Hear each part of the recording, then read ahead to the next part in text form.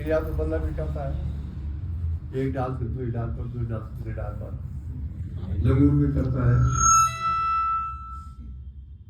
मछली जो है कुमक लेती है पानी में, वो मुक्त थोड़ी हो गई या वो परमात्मा की पसंद थोड़ी हो गई है। इन क्रियाओं के साथ ईश्वरीय भाव चाहिए। जब तक ईश्वरीय भाव नहीं आएगा क्रियाओं में कोई फल नहीं। ईश्वरीय भाव मतलब आप विचार करें क्रिया कहाँ से हो रही है अपने आप ही, हम तो कोशिश करते नहीं, ये कहाँ से हो रही है। तो ये क्रियाएं होती आत्मा से, हमको पता नहीं रहता है।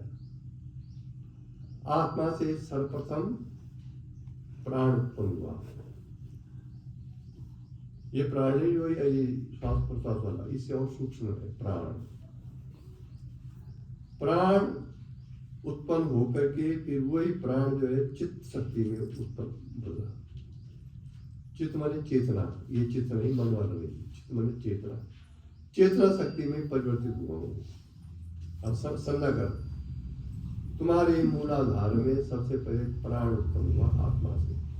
आत्मा तो सर्वव्यापक है, वही सर्वव्यापक आत्मा जब मूलाधार में परमात्मा छुपा देता है उसको बोलते हैं सुसुप्ति अवस्था।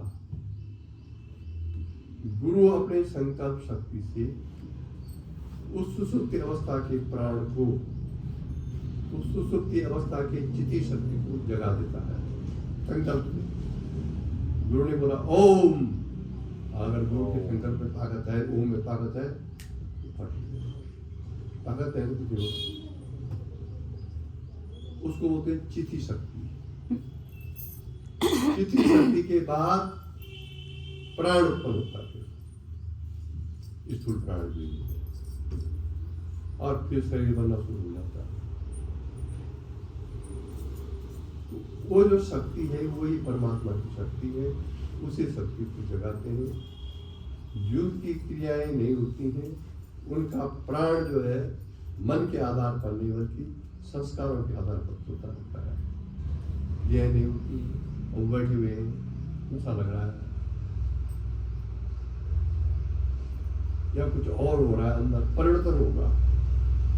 इसलिए क्रिया होना या न होना, क्रिया न गुरु की इच्छा से होती है और न शिष्य की इच्छा से, आपके अपने संस्कारों के आधार पर।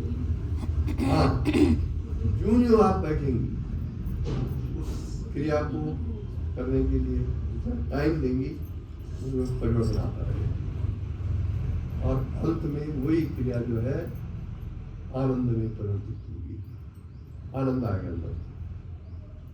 इस संसार में 5 ही चीजें, छठी कोई चीज है ही नहीं। भले हम गिना ले, माँ बाप भाई बहन पति पत्नी, ये सब क्षण हुए, मरने वाले हैं सब, ये जिंदे लेने।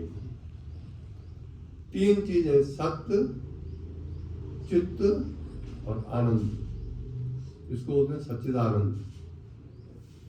सत्य चित्त और आनंद, और उसके संसार के 2 चीज, नाम और रूप। सच्चित आनंद, नाम और रूप, इन 5 चीजों से संसार बना हुआ है। तो सच्चित आनंद तो परमात्मा की चीज है जो कि सबके अंदर है, और नाम रूप अलग अलग है। तुम्हारा रूप ही है, नाम तुम्हारा वो है। उस नाम से कोई तुमको पुकारेगा तो तुम हाँ, रूप नष्ट हो जाएगा जब तो बूढ़ी हो जाएगी, 80 साल की नष्ट हो जाएगी, लेकिन नाम रूप के बाद भी रहेगा। तो नाती पुत्र जो क्या हमारे दादी थी उसका नाम ये था, और एक समय ऐसा आएगा जब वो नाम भी खत्म हो जाएगा। तो नाम और रूप खत्म होने वाले, पर वो जो सच्चित आनंद है वो खत्म नहीं होगा। तो वो जो सच्चित आनंद है जो तो हमें पड़ा है, उसको हमने अपने अंदर लाना है। अंदर तो है वो, लेकिन बादलों के कारण, धूप के कारण, शरीर के कारण, बुद्धि के कारण वो छुपा हुआ है। उस सच्चित आनंद को इस साधना से ऊपर उठाना है। और जब वो ऊपर उठ जाएगा तो संसार का कोई दुख तुमको हर नहीं सकता है। ऐसा वो विचित्र वो है। सत मीन सत्ता, सत्ता माइक है। अब माइक क्यों ना माइक बोले कुछ फर्क नहीं पड़ेगा, तो पता नहीं कि माइक क्या है। जब हम बोलेंगे माइक है तो है सत्तावाचक है, इसका मतलब इस माइक की सत्ता है। नीरज है, और केवल नीरज बोलेंगे कुछ नहीं है। जब है लगाएंगे तो सत्तावाचक है। कुर्सी है, टेबल है, मकान है, नदी है, तू है, मैं हूँ।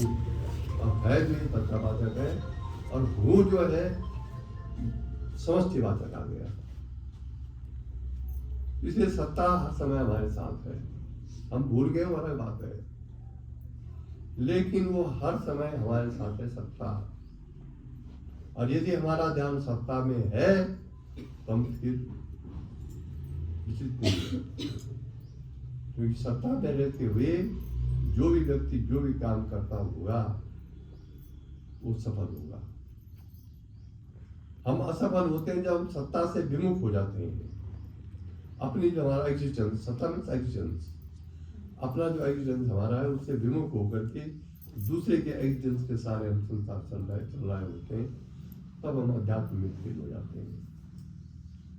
तो पहले ये सत्ता बात समझ रहे हैं। दूसरा है चित्त। सब चित्त है, ये चित्त नहीं, चेतना। सत्ता के बाद ही चेतना उठती है। जैसे पक्षी बैठा हुआ डाल पर, चुपचाप बैठा हुआ, तुम्हें कोई पता नहीं, उसको कोई पता नहीं, बैठा हुआ। अब जब वो उसके अंदर चेतना उसको वो करेगी, स्फुरण करेगी, तो ये उड़ना है, तब उड़ती है वो। तो चेतना स्पष्ट दिखाई देती है। ये बल्ब है, इसको ऑफ कर देंगे कोई पता नहीं, बिजली पे पता नहीं, जब ऑन करेंगे तो पता है कि बिजली है यार। तो चेतना दिखती है। तो सत्य चेतना, वही चेतना, वही सत्ता जब चेतना में परिवर्तित हो जाती है तो वो चेतना सब प्राणियों में है। लेकिन हम चेतना को देख रहे हैं बाहर, इसी भूले हैं। उस चेतना का दर्शन जब हम पहले अंदर करेंगे तो बाहर फिर ऑटोमेटिक होगा। हम जितने भी पूजा पाठ कर रहे हैं, जगन्नाथ मंदिर जा रहे हैं, बद्रीनाथ जा रहे हैं, केदारनाथ जा रहे हैं, बाहर पूजा कर रहे हैं हम ठीक से, बाहर पूजा करना खराब नहीं है। लेकिन उस बाहर की पूजा करते समय ये ध्यान रखना चाहिए कि हमारे अंदर भी है। तभी तो बना बाहर में मंदिर बना, मंदिर में जो मूर्तियां बनी, लिंग बना, जो कुछ बना, वो कल्पना के आधार पर बना। और कल्पना है नहीं कि वास्तविक कल्पना है। वो शिव जी के गले में माला डाली हुई है, त्रिशूल खड़ा कर रखा है, डमरू बजा रहा है, उसके आधार है। त्रिशूल में 3 गुणों से ऊपर उठ जा रहा, इसी त्रिशूल बोला गया। वो सांप का मतलब समाधि में है, सांप गले में है, मतलब इतना ध्यान लग जाना है कि सांप भी यदि गले में हो तो भी तुम्हारी समाधि भंग न हो सके। डमरू है, नाद है, जो कानों में सुनाई देता है, वो नाद का। इस प्रकार से मूर्तियां जो बना रखी है उसका संबंध भी अंदर से है। यहाँ पर क्यों लगाते तिलक, यहाँ क्यों लगाते हो पता है, तिलक यही बनता है कि नहीं? कुछ लोग कानों में लगाते हैं, यहाँ पर लगाते हैं, यहाँ पर लगाते हैं, यहाँ पर लगाते हैं, ये चक्र है, यही है मेन। तो लोग उस चीज को भूल गए, अब इस चीज पे लोग रंग गए, तिलक लगाओ, यहाँ लगाओ, वहाँ लगाओ, वहाँ लगाओ। लेकिन लगाना खराब नहीं है, लगना चाहिए, लेकिन अंदर का ध्यान रखो। जो कुछ विश्व ब्रह्मांड में है, जो कुछ, वो हमारे पिंड के अंदर भी। सूर्य यदि बाहर है तो अंदर भी है।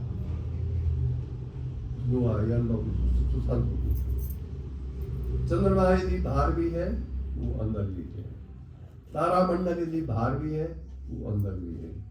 अगर आपको योग दीक्षा के बाद आप इस प्रकार ध्यान करने लगे तो वो स्पष्ट दिखाई देता है, और इसका वर्णन उपनिषदों में भी है। लेकिन हम करते नहीं, हम तो आधा घंटे ध्यान में बैठे, अब फिर सोच रहे अंदर बाहर, अंदर बाहर, अंदर बाहर, संसार के मन में चला जाता है कि वहाँ घूमने जाओ। जब तक आप एक निष्ठ नहीं हुई अपनी साधना में, एक निष्ठ मतलब बस आपका जो मार्ग है उसी में चलना, तब तक कोई फल प्राप्त नहीं होगा। पर थोड़ा बहुत आप गहराई में नहीं जाएंगे। ठीक है जी।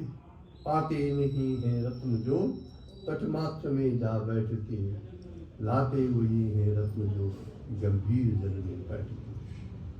आप केवल तटमात्र में गई, समुद्र में हाथ उठा दमुआ बोल रहा चले वास, फिर रत्न कहाँ से मिलेगी? जब आप अंदर जाएंगे, अंदर ढूंढेंगे तब रत्न मिलेगी। तो यह है तुम्हारे प्रश्न का जवाब। किसी को क्रिया होती है, किसी को बहुत बोलिए।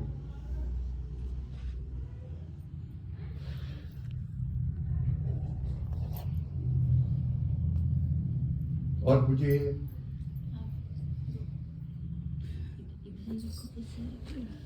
इधर रख के मन का इधर यहाँ बैठा स्टैंड आ रहा है, स्टैंड है घर में। हाँ इसे ही रख।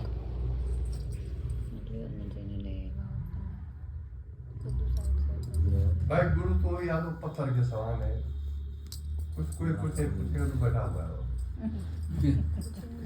गुरु जी जब हम ध्यान करते हैं, जब हमारा शरीर शून्य हो जाता है, तब उसके बाद क्या होता है कि उस टाइम पितृलोक आ जाते हैं, पितृगण आ जाते हैं, पितृदेव वो आ जाते हैं, तो वो रुलाते हैं, फिर ध्यान भंग हो जाता है, मतलब इधर उधर हो जाता है। पितृदेव आते हैं या कोई भी देव आता है, इसमें रखो। नमस्कार। उनकी मुक्ति की कामना करो, ये मुक्त हो जाएंगे। जब आप मुक्ति की वो आते हैं तो हर बात मुक्ति के लिए शक्तिपात के साधकों के पास प्राय उसके पूर्वज, उसके वंशज, उसके पितृदेव आते ही हैं। इसलिए आते हैं कि वो अटके हुए हैं, किसी लोगों में अटके हुए हैं, और तुम्हारी जो चित्त की भावना है वहाँ पहुँचती है, तब वो तुम्हारे सामने प्रकट होते हैं। उस समय उनकी मुक्ति के लिए साधना करो, मुक्ति की कामना करो, इसकी मुक्ति हो जाए। दो चार बार आप ऐसे करेंगे। यहाँ पे ज्यादा पेन होता है, मतलब उस हाँ, तो पेन तो कि मन पड़ा हुआ है वहाँ। पेन तो होता है जब नस नाड़ियों में मन पड़ा होता है, शोक के कारण, किसी और व्यक्ति के कारण। हमारे शरीर के अंदर 32,000 नाड़ियाँ हैं, 72,000, जिसमें 3 मुख्य हैं, ईड़ा पीड़ा सुख होता है। तो जब हम किसी कारणवश शोक उत्पन्न करते हैं या कोई सांसारिक ऐसा काम जो कि आत्मा के विरुद्ध हो, परमात्मा के विरुद्ध हो, शास्त्र के विरुद्ध हो, ऐसा काम कर बैठते हैं, तो हमारी 72,000 की नाड़ियों में मैल जम जाता है तमोगुण का।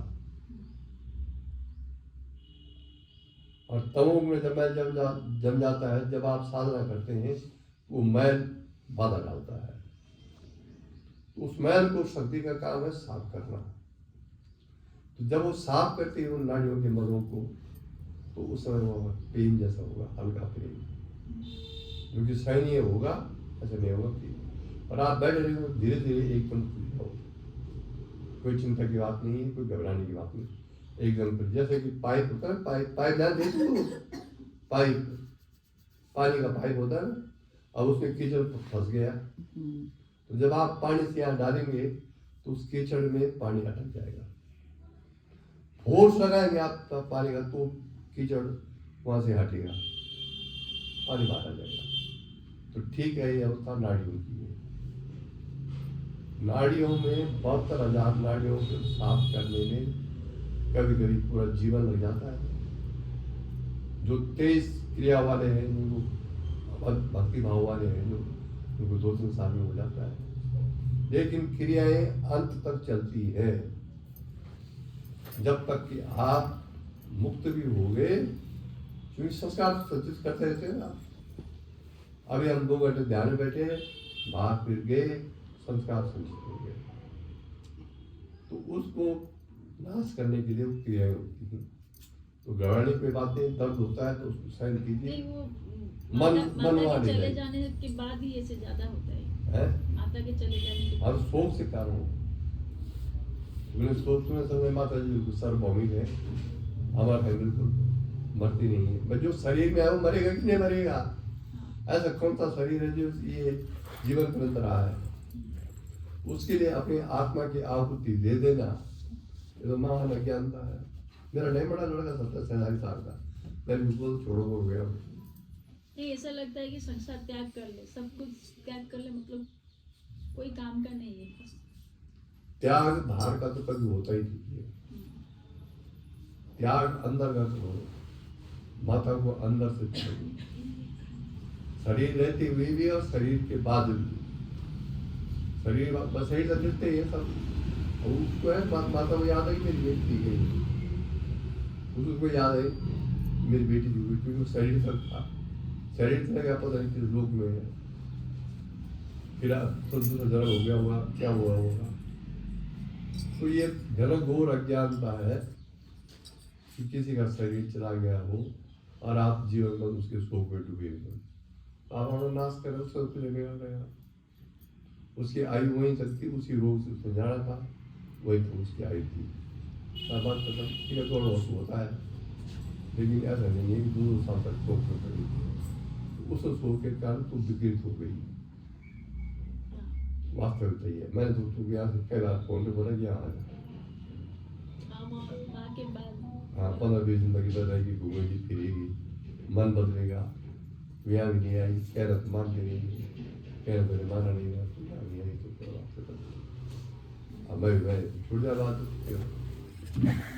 जो गुरु का कह रहा नहीं मानता, तो संसार का परम ब्रह्म परमात्मा में आ जाए, वो उसको अदालत नहीं कर सकता, क्योंकि गुरु तो निस्वार्थ होता है। मुझे तुम्हारी मन की दशा देख करके मुझे ये मन की दशा खराब है, यहाँ रहेगी, तुम्हें भगत सब लगाएगी, साधना करेगी, खाने की कमी तो नहीं, घर में खाना। जब भी मैं ध्यान में बैठती थी, मेरे पितृगण आके मतलब क्या कि ऐसे जैसे शरीर को ऐसे जकड़ लेते थे। हाँ, अपना नाश अपना दिया भाई, तुमने अपना नाश अपना दिया, जिसमें अब टाइम लगेगा। और मेरा पुत्र गया ना, मैं तो समझा रहा था, मुझे छोड़ने गया। बार बार मन में आ रहा था कि पुत्र की शव यात्रा में कहाँ जा रहा तू, वापस चल, पर वो मोह के कारण जाता रहा। शमशान घाट पे पहुंचा, देख रहा हूँ, ठीक है जी, अगर मगर जो थे यार कैसा पता है, ये मुझे कुछ पता नहीं, मैं कहाँ खड़ा हूँ। तब वापस आया, थोड़ा बहुत मुंह तो होता है।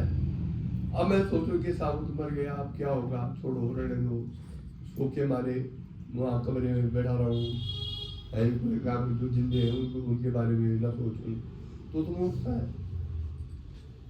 भाई पुत्र मरा है, उसको थोड़ी याद कि मेरे माता पिता है गई, या मेरी पत्नी, उसको थोड़ी याद, तो शरीर छोड़ गया उस बात का। जब कहीं दूसरा जन्म होगा तब उसको वो संस्कार जो है वो देंगे। चार महीने बाद पत्नी मरी। तो कहने का मतलब ये है कि हम अपने मन के कारण इस संसार में जाते हैं, इस संसार में खपते हैं, और अपने मन के कारण हम उठते हैं। यहाँ न कोई हमको नीचे गिराने वाला है और न कोई ऊपर उठाने वाला, सिर्फ गुरु के सिवा। अगर गुरु निस्वार्थ है, गुरु जी का आराम से ठीक है जी। इसे मैं तुझसे अभी ये कहता हूँ, गुरुदेव जी के प्रवचन चालू है, अभी आत्मा को, अपने आत्मा को इतना मत गिरा जी जी, कि तेरा जीवन ही बर्बाद हो जाए। ठीक है जी, अपना काम धाम करो, बच्चे का एक बच्चा है तुम्हारा, उसका लालन पालन करो किसी प्रकार से, कैसे करो, फिर ये दिन लौटेंगे, अच्छे दिन लौटेंगे, अच्छा होगा। लेकिन अभी से तुम सब छोड़ दोगे तो कैसे होगा? नहीं छोड़ा नहीं, वही मतलब वही बाधा देते हैं, इसीलिए पितृदेव बाधा देते हैं करने से।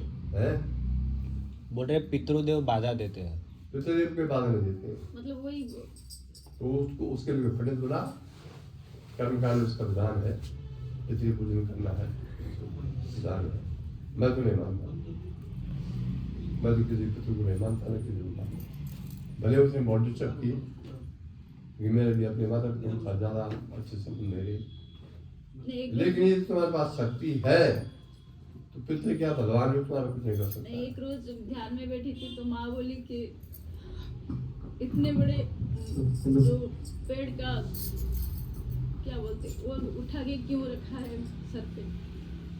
वो सब मन भूख है। देखो ऐसा है, हमारे शरीर है 3, उस पर बोलना है करो। एक शरीर तो ये है जो तेरे सामने दिखाई दे रहा है, जो बोलते हैं अन्नमय शरीर। एक शरीर इसके अंदर है सूक्ष्म शरीर, मन बुद्धि प्राण ज्ञान इंद्रिय कर्म का बना हुआ है। 2 और एक शरीर है कारण शरीर। तीसरा, जो कुछ हम इस जीवन में करते हैं उसके संस्कार कारण शरीरों में चले जाते हैं, और वही कारण शरीर में गए हुए संस्कार स्वप्न में बाहर आते हैं। हम उसको सत्य समझ बैठते हैं। सबसे बड़ा ज्ञान स्वप्न, आप ईड़ा नहीं उसमें क्या कहते हैं, पूर्ति नाड़ी में होते हैं। यहाँ पर जब प्राण उठता है सोए में, उस स्वप्न संसार पैदा कर देता है। इतना बड़ा अध्यात्म स्वप्न देखने क्या दिखाई दे रहा है इसके अंदर। तो स्वप्न सब झूठे हैं। स्वप्न पर सत्यता बुद्धि रखना सबसे बड़ा अपराध है। हाँ, कुछ स्वप्न ऐसे होते हैं जो कि संस्कारों के कारण उत्पन्न होते हैं और भविष्य का कुछ संकेत देते हैं, ठीक है जी। लेकिन वो तब होते हैं जब सपन आते ही आपकी नींद खुल जाए। अगर आपका मन चित्तोगुण में है, आपका मन उस समय आत्मरत है, तब कोई स्वप्न आ रहा है वो सत्य नहीं है। लेकिन स्वप्न में कोई पितर डराता है, कोई वो करता, तो उसके कर्म कांड में विधान नहीं, वो हावी हो जाते हैं। हाँ, हावी से होता है तो कमजोर हो। अपने ऊपर हावी हो जाते हैं। भाई तुम कमजोर हो इसलिए वो हावी हो रहे हैं। वेदांत में कहा गया अहम ब्रह्मास्मि, मैं ही ब्रह्म हूं। तो लोग तो बहुत नीचे रह गया, ब्रह्म लोग तो बहुत ऊपर है। तो आप स्वयं में ब्रह्म है, स्वयं में ईश्वर है। ईश्वर के पास जो ताकत है वही हम पर है, क्योंकि हम दुख शोक से लपेटे हुए हैं, शरीर से लपेटे हुए हैं, नाते रिश्तेदारों से लपेटे हुए हैं, इसलिए हमको अनुभव नहीं है। अब दुर्भाग्य ये मैं देख रहा हूँ कि जो दीक्षित है के पास थी, जिसके अंदर ईश्वरीय शक्ति की है, वो ऐसे लोगों से दब रहा है जो जिनको भगवान जी के मतलब नहीं, जबकि उनको होना चाहिए। कारण अपनी कमजोरी। ईश्वरीय शक्ति है तुम्हारे पास, किसकी मत तुमको कुछ बोलने की। लेकिन ये उल्टा हो रहा है, ये कलयुग है। मैं समझती कि जो भगवत भक्त हैं, भगवान की जो भगवत पूरे करते हैं, वो डरते हैं समाज से, क्योंकि भक्ति तो कर रहे हो लेकिन उनको अपनी इज्जत की भूख भी है। कोई क्या बोलेगा? अरे अगर जो चीज तुम्हारे लिए सही है दुनिया कुछ बोलती है तो क्या करता है भाई। तुम जब तुम्हारी माता जिंदगी में कुछ बोला था, तुमको मरने से 3-4 दिन पहले बोला था कि नहीं बोला था? नहीं, आप बोले थे कि उस टाइम बोले थे कि उनके सर पे हाथ रख लेना, तो मैं ध्यान करके आपके नाम लेके उस माँ के सर पे हाथ रख दिया, तो उससे झट से उसको कुछ हो गया। तो वो बोला कि मुझे कुछ जैसे कोई आदमी दिखाई दिया, मतलब आप ही, तो बोले कि वो मुझे खींच के उठा लाए उस टाइम। तो मैंने कहा था कि तेरी जो कुछ अलमारी में रखा हुआ है, हमारा टुकड़ा जो कुछ है, सोना चांदी रुपया पैसा, उसको भूगने से लाके बंद कर दे। तो वो नहीं माँ मर जाएगी, मैं क्या करूँगा, धन का ही करूँगा। तो अब वो लोगों ने उठा दिया, भाई ने भाभी ने, अब तुम उठा दी। मैं विवेक पूर्वक नहीं रखा, विवेक नहीं रखा। उस समय उस स्कूटर को उठा करके अपना भुवनेश्वर कमरे बंद कर दिए, तो मेरे बार बार यहाँ से बोले, मुझे मालूम था कि 2 दिन में माता जी जाने वाली है। हाँ बार बार मैं तुमको बोला, पर तुम्हें मान नहीं, अब नहीं मानो तो मैं क्या करूं? मैं करोड़पति होता तो मैं 50 लाख रुपये दे देता। ले भाई फिर आज काम साहब आप मेरे लिए बहुत कुछ किए। नहीं, मैंने कुछ नहीं किया, तो परमात्मा करने वाला है। लेकिन संसार में विवेक पूर्वक रहना चाहिए, भक्ति भावना में नहीं बहना चाहिए। संसार में भावना वाले को, रोने वाले का तो कोई यहाँ है ही नहीं। रोने वाले के लोग मजाक उड़ाएंगे समाज में। शेर की तरह रहो, सिंह जैसे होता है, सिंह नहीं बन गया हो। तुम्हारा क्या करेगा कोई? मजदूरी करो, काम करो, कुछ करो, लेकिन 2 दिन खाओ और शेर की तरह रहो। लेकिन जब हम अंदर से कमजोर हो जाते हैं तो फिर दशा बेहसी हो जाती है। या गुरु पर इतना आत्मविश्वास हमारा है, 13 साल रिटायरमेंट हो गए, 1940 रुपये की पेंशन होती है, और गुरु पर विश्वास है। ठीक है जी, सब पूरी कर रहा हूँ। हमने पूरे जीवन तंत्र में पैसा नहीं कमाया, कोई कहीं ऐसा धंधा नहीं किया, नौकरी की और बदल किया, 12 घंटा 10 घंटा 8 घंटे। तो गीता तो साफ कह रही है कि अन्यना चिंतन्ते यो माम यो जना परिपासते तेषां नित्याभियुक्तानां योगक्षेमं वहाम्यहम्। अनन्य भाव से जो मेरा चिंतन करता है, अनन्य भाव, अनन्य माने अन्य दूसरा वहां कोई नहीं। जब तुम ध्यान बैठे हो तो कभी तुम्हें वो ऊँट नजर आ रहा है, उस दिन ऊँट में चढ़े थे, उसके बाद फिर आ रहा सुगंध का दर्द, फिर आ रहा मन चल रहा है संसार में, उसको अनन्य नहीं कहते। अन्य भाव से यदि बंदे कोई चिंतन करे, अन्य चिंतन ते यो मम योजना परिपास, अन्य भाव से कोई संसार का लोग मेरा चिंतन करे तो तेसा भी नित्याभियुक्ता नाम योगक्षेम वहाम्यहम्। उसकी संसार की चिंता और साधन की चिंता, क्षेम बने साधन, साधन की चिंता मैं करता हूँ। ये भगवान की वाणी है गीता में। जब भगवान स्वयं बोल रहे हम न माने तो भगवान क्या कर सकता है? भगवान की वाणी को यदि आप नहीं मान सकते हैं तो अन्य कोई नहीं कर सकता। ठीक है जी। और उस वाणी का क्या प्रभाव पड़ता है? दुर्योधन ने बहुत चाहा, दुर्योधन ने जब दूध बन के कृष्ण गई थी, ठीक है कि भगवान मेरे यहाँ भोजन ग्रहण करिए, नाना प्रकार के व्यंजन बनाए उसने। विदुर जो पूछते हो क्या करते, शकुन जो भी बोला आप भोजन कीजिए, भोजन कीजिए, उसने कहा नहीं। दुर्योधन भोजन तो होगा विदुर के यहाँ, जो अधर्म पे रहते वहां में भोजन नहीं। पांडवों का जो दुश्मन है मेरा भी दुश्मन है। और भगवान जी ने कहा छोड़ दिया दुर्योधन का भोजन और विदुर के घर साग खाए। विदुर के घर गए वो भोजन करने, जबकि वहां दुर्योधन राजा था। तो ये भगवान भावों का भूखा है। अगर आपके भाव है उसके प्रति तो भगवान आपके अंदर है, जो जिसको कि वेदांत में कहते हैं मन का साक्षी, जिससे कि आपको पता चल सके मैं जग गई हूँ, मैं सो गई हूँ, मैं सपन आ रहा है। तो कैसे पता चल रहा है सपन आ रहा है? आप कोई वही है भगवान, वही है साक्षी। गैर नींद में आप है, कैसे पता चल आज बहुत बड़ा नींद आई भाई? जब तुम सोई हुई थी तो ये पता कौन कर रहा है कि मैं बहुत अच्छी सोई आज? वही है।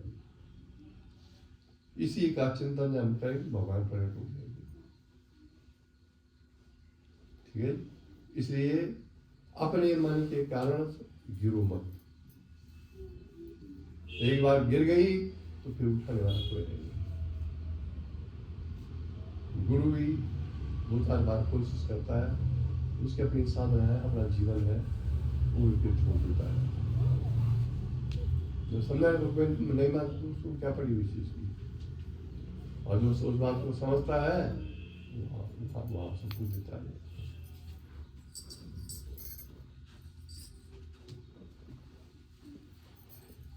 कौन आया?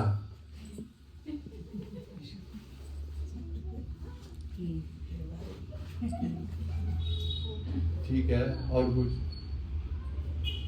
तुम पूछोगे तो मैं बोलूंगा, मैं तो मैं अपने हाँ गुरुजी, वो आप शक्तिपात कम कर दिए थे जब मैं ऑफिस में बैठी थी और दो बार एक्सीडेंट होने से बच गई थी।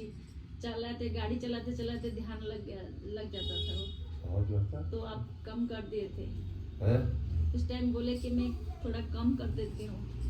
कम करने तो बैठना पड़ेगा मेरे सामने, हाँ वही, कम करने लिए बैठना पड़ेगा, बस अपना भी कम हो सकता है। हाँ नहीं वो ज्यादा हो गया था मतलब। हाँ मेरा हुआ था ऐसा, मैंने इसको तो छोड़ दिया था 2008 में।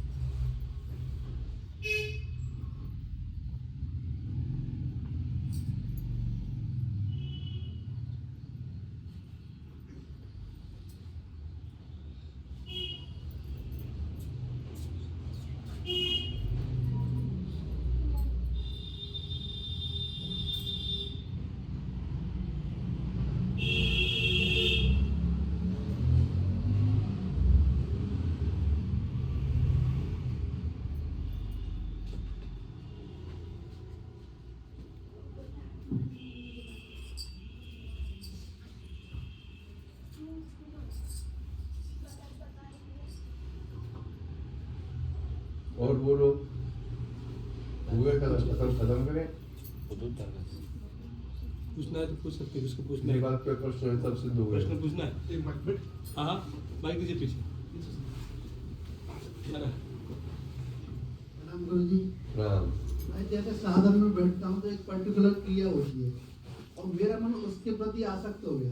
जैसे हमको साक्षी भाव से देखना चाहिए, जैसे प्राण मूलाधार से ऊपर की तरफ उठते हैं और आनंद महसूस होता है जब ऊपर जाते हैं।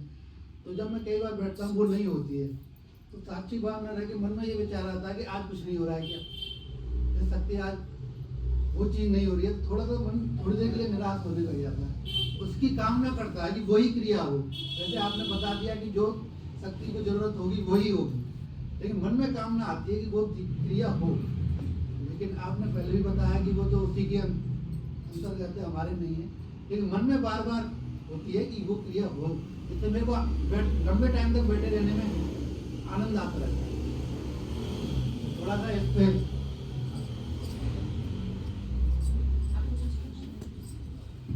ओम। नियम ये है कि किसी क्रिया से आसक्ति नहीं रखनी चाहिए। आपको जो ये होता है ये आसक्ति के कारण है। अनासक्त भाव से साधना करनी चाहिए। एक बार जो क्रिया हो गई उसमें ये भाव नहीं रखना चाहिए कि दोबारा होना होगा तो दोबारा होगी, नहीं होना होगा तो नहीं होगी। मैंने कहा ना कि क्रिया न गुरु की इच्छा से होती है और न शिष्य की इच्छा से होती है। वो तो शक्ति जिस क्रिया से आपको मुक्ति की ओर ले जाना चाहती होगी वो क्रिया होगी, और उस क्रिया में साक्षी भाव रखना चाहिए, फंसना नहीं चाहिए। अब आपका प्रश्न है कि साक्षी में मन नहीं लगता है, वहां मन में और चीजें आने लगती है, फिर वो साक्षी नहीं है, फिर वो मन की कोई सूक्ष्म अवस्था है जिसमें विजित हो रहा है। साक्षी में तो आप कुछ नहीं है। साक्षी में जिस समय आप हैं, आप आत्मा में ही है उस समय।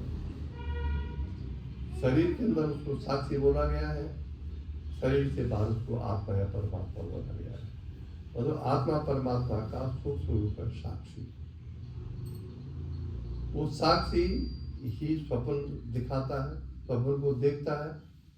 वो साक्षी ही सुसुप्ति को देखता है, और इस समय जागरण में वो साक्षी ही है। अगर वो ना हो तो हम बोल नहीं सकते, हम सुन नहीं सकते। तो साक्षी नहीं है वो, साक्षी से कोई और ऊपर की चीज है। साक्षी में आपको होश ही नहीं रहेगा। होश में असल के संसारिक काम नहीं करेंगे, लेकिन आपको ये दृढ़ विश्वास होगा कि ये साक्षी है। जैसे कि कमरे में अंधेरा है, जो ही आप बल्ब जलाएंगे तो उसका आपको प्रकाश का अनुभव होगा। तो साक्षी वो चीज है। साक्षी का मतलब जब मन प्राण बुद्धि न रहे, शरीर का भान न रहे, मन प्राण बुद्धि ज्ञान कर्मेंद्रिय सब काम बंद हो जाए, तब जो चमकता है अंदर, तब जिसका अनुभव होता है वो साक्षी। वही साक्षी जब सर्वव्यापकता में आता है वही आत्मा हो जाता है। वही आत्मा जब और सर्वव्यापकता में आता है वही परमात्मा हो जाता है। इसलिए इस आत्मविद्या को बोलने वाले, इस आत्मविद्या का अनुभव करने वाले और इस आत्मविद्या को रखने वाले क्वचित है संसार में। बहुत कम लोग हैं ऐसे जो इसका चिंतन मनन करते हैं। लेकिन शास्त्र कहता है कि है तृप्त आत्मा में जो अपनी, है तृप्त आत्मा में जो अपनी निज स्वरूप, निज स्वरूप में आत्मा, निज स्वरूप में है लीन सदा, उस महापुरुष विज्ञानी को नहीं कोई। जो आत्मा में हर समय लीन है, अपने स्वरूप में लीन है, इसको उसको बोलते हैं विज्ञानी। इस एक विज्ञान है। एक विज्ञानी तो एक हुआ, एकाग्र हुआ, एक समय विशेष का ज्ञानी हुआ। ये विज्ञानी है जिसके लिए पूर्ण संसार, सब संसार आत्मरूपी ही है। तो जो अपने स्वरूप में लीन है उसको फिर कोई कर्तव्य भी नहीं है संसार। वो करे तो ठीक है और न करे तो उस पर कोई फर्क नहीं पड़ता। ऐसी अवस्था हमारे मन की आनी चाहिए।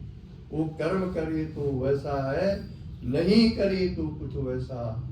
उस महापुरुष को प्रणाम है, नमन्य है ऐसा व्यक्ति, भारत चाहे कुछ भी काम कर रहा हो। ये कब होगा? जब उस साक्षी के पहुंचने के बाद आप उसको सर्वव्यापकता में ले जाएंगे। हर जगह साक्षी दिखने लगेगा। वही साक्षी तो बाहर ही है और आपके शरीर के अंदर भी है। दोनों जब एक हो जाए, शरीर के अंदर का साक्षी और बाहर का साक्षी, एक दोनों एक हो जाए तब एक घटना घटी। और ये कब होगी? जब जहां जहां बन जाएगा वहां आप साक्षी का अनुभव करेंगे। मन गंगा जी चला गया, फिर देखेंगे आप गंगा जी क्यों दिखाई दे रही है, उसकी वजह साक्षी है। ये सूर्य चंद्रमा तारा मंडल गगन विश्व ब्रह्मांड इसके साक्षी है। साक्षी न दिखाई देती है तो अगर आसक्ति आती है उस समय मन विचलित हो रहा है साक्षी के से, तो वो साक्षी नहीं है, साक्षी से नीचे की चीज है। क्योंकि मन तो उस समय शांत होना चाहिए। मन बुद्धि प्राण शरीर का कोई भान ही नहीं होना चाहिए उस समय। जब वो साक्षी भाव समाप्त होगा, मानो प्राण अनुसार होता ही है, तब आपको पता रहती है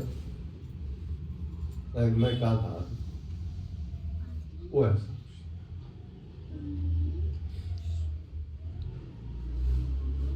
जैसे ध्यान करते हैं, गुरुजी लंबा हो जाता है, उसके बाद जैसे मन थोड़ा शांत होता है तो मन में कुछ ऐसे विचार आते हैं, जैसे पहले तो वो आध्यात्मिक तरीके के ही है, जैसे जीवन नाटक है, चिंतन हो रहा है, मन ही चिंतन कर रहा है उस पर।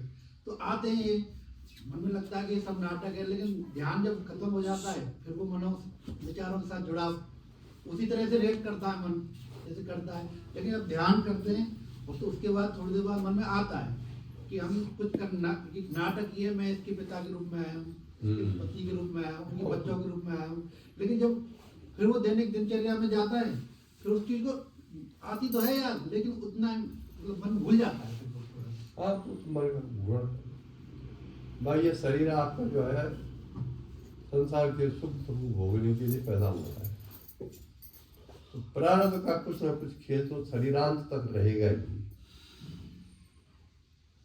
प्रारब्ध का जो खेल है शरीर में राग जो है, जब तक शरीर शांत है तब तक कुछ ना कुछ अंश तक दिखाता ही रहेगा, तो फिर प्रारब्ध कहेगा। रामकृष्ण परमहंस बहुत महान संत थे, बड़े योगी थे, लेकिन अंत कैसे हो गए? 56 साल में कैंसर से मर गए। क्या उनके पास एक ताकत रहती कि अपने कैंसर को ठीक कर सकते? शंकराचार्य जी 36 साल में मर गए भगंदर के रोग से। क्या उनके पास ये ताकत रहती कि वो अपने रोग को ठीक कर सकते? लेकिन काल के बस, मुझे तो कभी मुझे बोलना नहीं चाहिए पब्लिक में, इतने बड़े बड़े योगी अब फिर इन रोगों से मर जाए तो हास्यास्पद है। क्योंकि जीवन में मैंने बहुत कुछ का प्रयोग किया है, लेकिन क्या कर क्या कैसे करें? भविष्यता है। मेरे गुरुजी ने एक बार किसी बहुत बड़े महात्मा को पूछा था मेरे सामने, क्या आत्मज्ञानी अपनी आयु बढ़ा सकता है? आत्मज्ञान के लिए केवल संसार के लिए।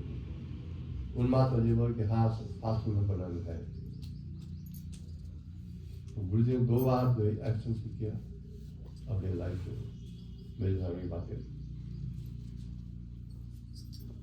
तब शंकराचार्य ने क्यों एक्शन किया, रामकृष्ण परमहंस ने क्यों एक्शन किया? लेकिन अब ये कुछ चीजें ऐसी हैं जो कि सुनाई तो देती हैं, लेकिन वास्तविकता उसकी कुछ और होती है। इसलिए शरीर प्रारब्ध के अनुसार है। जिस शरीर का प्रारब्ध जहां तक है वो वहां पर समाप्त हो जाता है, चाहे वो शंकराचार्य हो चाहे रामकृष्ण परमहंस। हाँ, अगर आप पहले से सावधान हैं, आप उसको शक्ति के बल से उसको कुछ चेंज कर सकते हैं। ऐसा हमारे गुरु जी कहते थे। मैंने कहीं पढ़ा नहीं है, पर मैंने 2 संतों की बात गुरु जी की स्वामी सत्यानंद भाटवाला उनकी बात मैंने सुनी। मैंने इसका प्रयोग जीवन में किया है, सफल हुआ कि नहीं हुआ, पर तो मैंने प्रयोग किया है इसका।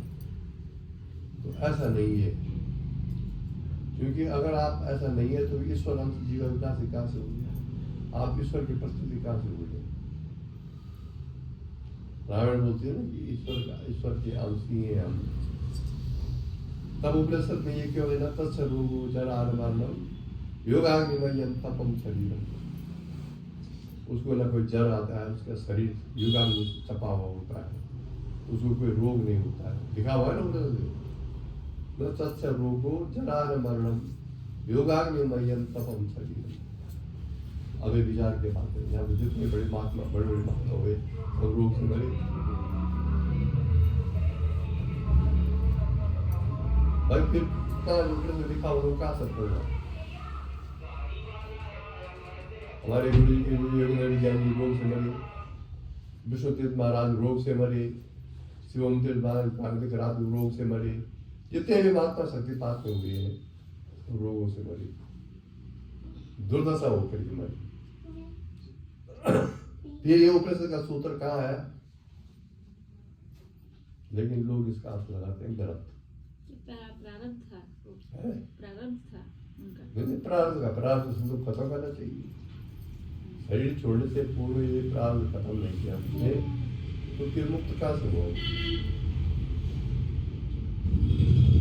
प्रारब्ध भोग रहा है वो शरीर के बाद भी, या जीर्ण शीर्ण अवस्था में ऐसा भोग रहा है, तो फिर क्या साधना करें? लेकिन हम उसका अर्थ नहीं जानते हैं। न तस्य रोगो, तस्य या जीवात्मा के लिए, शरीर के नहीं है।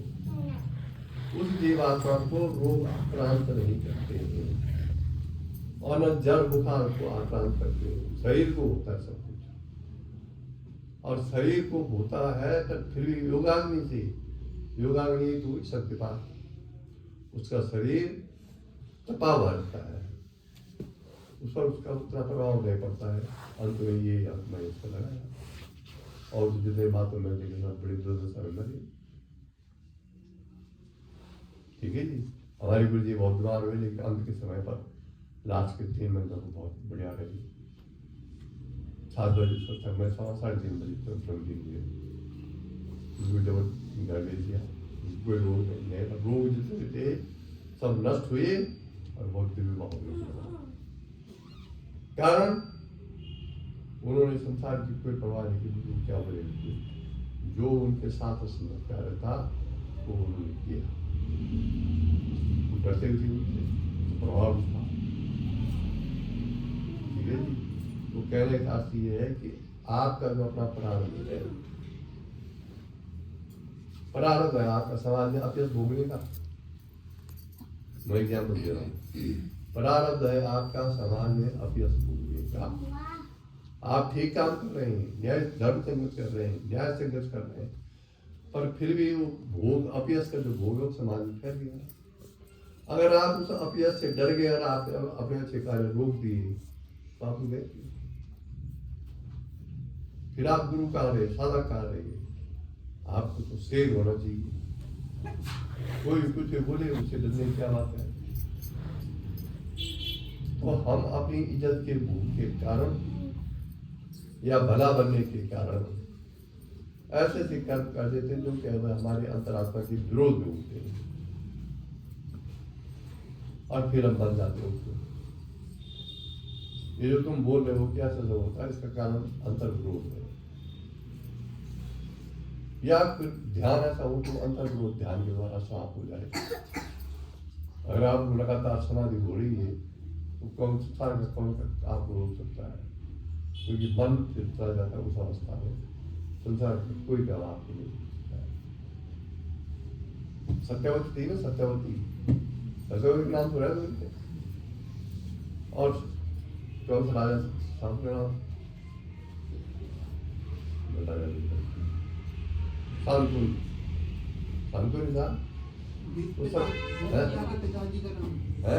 भीष्म, हाँ भीष्म पिता का पिता का नाम तो सत्यवती ने मत्स्य गंध होती थी, मतलब मत्स्य की गंध चलती थी उसमें, मत्स्य गंधा होती थी उसका काम था वो नाव पार कराना। अब शांतुल महाराज उसकी नाव में चढ़ गए। शांतुल ने क्या नाम था, पाराशर, एक सिद्ध महात्मा। अब जब उसे मत्स्य की गंध उसके नाक कान में तो चौंका, तो सत्यवती बहुत खूबसूरत थी, देखा उसने, अच्छा हो सत्यवती नाव चला रही। पाराशर उससे आसक्त हो गया, उस दृष्टि से देखने लग गया, आसक्ति से। सत्यवती ने, महाराज क्या कर रहे हैं आप ये? उसके कहने में प्राण में खत्म कर रहा हूं, तुम्हारे कुमारत्व में किसी प्रकार का कोई बलि नहीं आएगा। थोड़ा छा दिया कोई गंगा में, भीषण में वेद व्यास पैदा हो गए। अब देखिए आप, वेद व्यास न होते तो अध्यात्म कहां से फलता है। वेद व्यास पैदा हुए सत्यवती के जो आगे भीष्म पितामह, तो अगर वो वेद व्यास ऐसा न करते तो कौरवों का नाश कहां से होता, पांडव इतने बड़े राजा कैसे होते।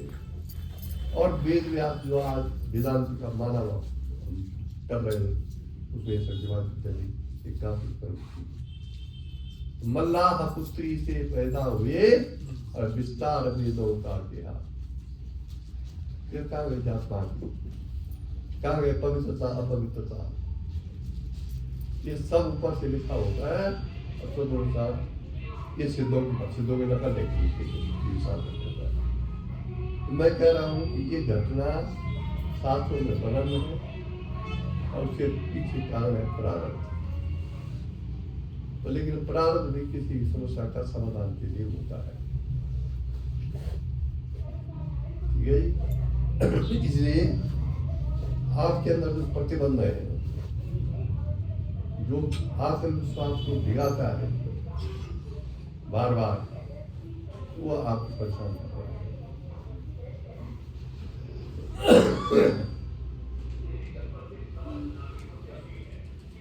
उसे मन के नाना प्रकार की बातें सोचता है।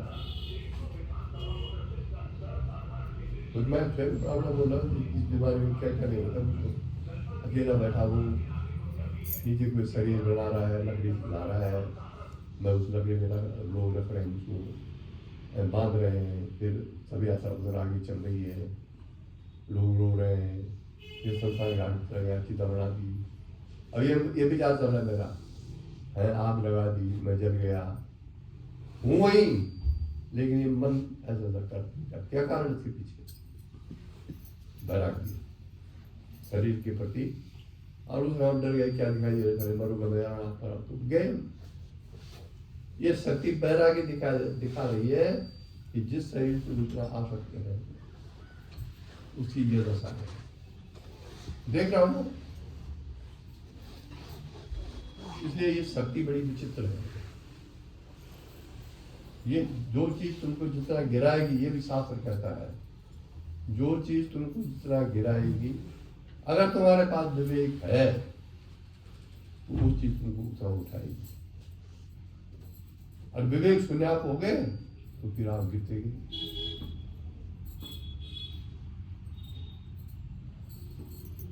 और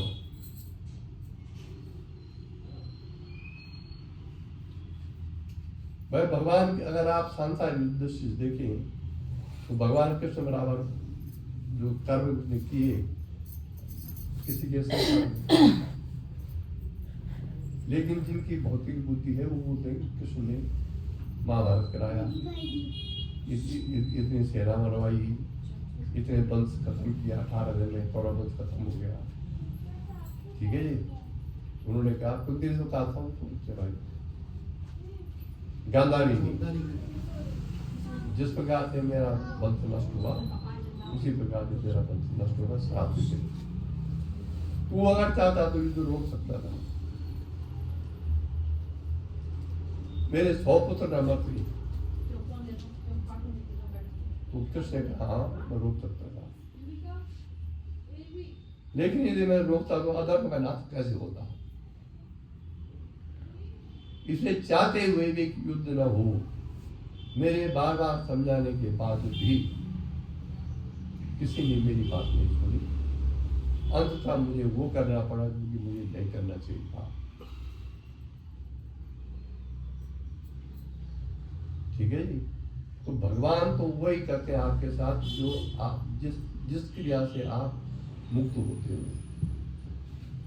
कोई भी घटना हमारे जीवन में है तो परमात्मा की ओर जाने की घटना है वो, यदि आपका मन ठीक चल कर रहा है तो कोई भी घटना हो, क्योंकि प्रत्येक घटना हमारे कर्मों का फल है। अगर एक घटना घट गई तो और कर्म किधर हो गया? पर हम उससे भी रोते हैं, मरते हैं, चढ़ते हैं, ये ज्ञान नहीं करते कि भाई ये तो हमारा कर्म था, कर्म फल के कारण हमारा ऐसा हुआ, हमें और ऊपर उठना चाहिए। लेकिन हम संसार में आसक्ति रख करके, संसार के धर्मों का ग्रहण करके और ईश्वरीय धर्म को तिलांजलि दे करके हम दुखी हैं।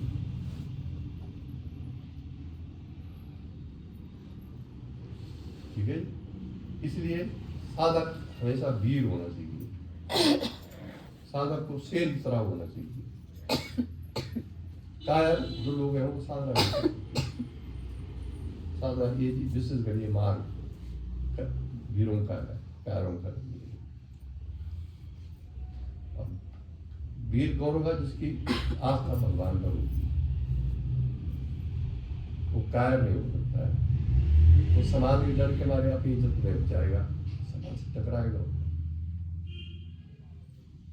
तो ये है, इसलिए अपना आत्मबल बढ़ाइए, आत्मबल बढ़ेगा ध्यान करिए, क्रियाएं होंगी, अनेक इमोशंस आएंगे, आप शरीर से बाहर होंगे, तब पता चलता है कि दुनिया क्या चीज़ है।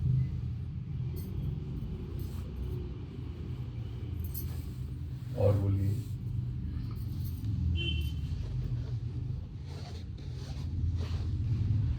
और कोई पूछो, देखो गुरु या तो पत्थर है, कोई पूछेगा तो जवाब देगा, देखो वो बैठा है।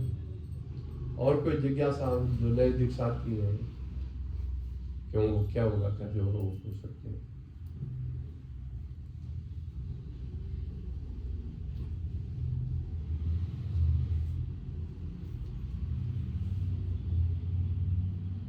गुरुजी, जैसे हम ध्यान करते हैं उस टाइम जो हमारे शरीर में जो शक्ति संचय होता है, हम कैसे समझे? अगर कोई शक्ति के साथ छेड़खानी करता है तो हम कैसे जाने? उसका कुछ सिंबल है, मतलब कुछ जानता है? क्या बोले? कोई शक्ति के साथ छेड़े तो कुछ छेड़खानी कैसे, कुछ हो या खुद के साथ हो या कोई दूसरा, ऐसे कुछ। कोई कुछ ऐसा करे तो कैसे पता चले? क्या? शक्ति के साथ छेड़खानी कोई करे ये कह रहे हमारी शक्ति जो ऊर्जा के अंदर साथ, है शरीर उसके का। साथ कोई दूसरी शक्ति छेड़खानी करे तो हमें कैसे पता चलेगा? ऐसे कुछ हो सकता है क्या? क्या ऐसा हो सकता है? छेड़खानी हो सकती है? ऐसे नहीं हो कुछ नहीं। मैंने कहा ना कि ये परमात्मा की शक्ति है। परमात्मा की शक्ति से ऊपर कौन सी शक्ति है, मुझे बताओ। नहीं, हमारे अंदर जो ऊर्जा आते हैं, अंदर की बात कर रहा हूँ। हमारे अंदर जो शक्ति तुम्हारी जागृत होती है, हाँ, वो परमात्मा की शक्ति है। गुरु अपने संकल्प शक्ति से परमात्मा की जो कोई शक्ति हमारे अंदर है, सबके अंदर है, उसको चालीस कर देता है। अगर हमारे मन में भाव आ रहा है कि कोई कुछ कर रहा है, ये आ सकता है, लेकिन आपका बिगड़ेगा कुछ नहीं। एक आदमी ने बोले कि आपको इतना जो वो डेंगू हो गया था मुझे, तो बोले कि आप ध्यान कर रहे हैं, आपके अंदर इतना ऊर्जा है, तो फिर ऐसे क्यों हो रहा है? आपको बार बार बीमारी, कोरोना हो रहा है, डेंगू हो रहा है, क्यों हो रहा है? वो तो तो मेरे शरीर का, मन में वो तो शरीर का प्रारंभ है। मेरे साथ क्यों हो रहा है? 2 साल से वही मेरे मन में चल रहा था कि ऐसे क्यों। भाई मेरी बात सुनो, ऐसे ढूंढने को आदमी की बात सुना करो। हाँ।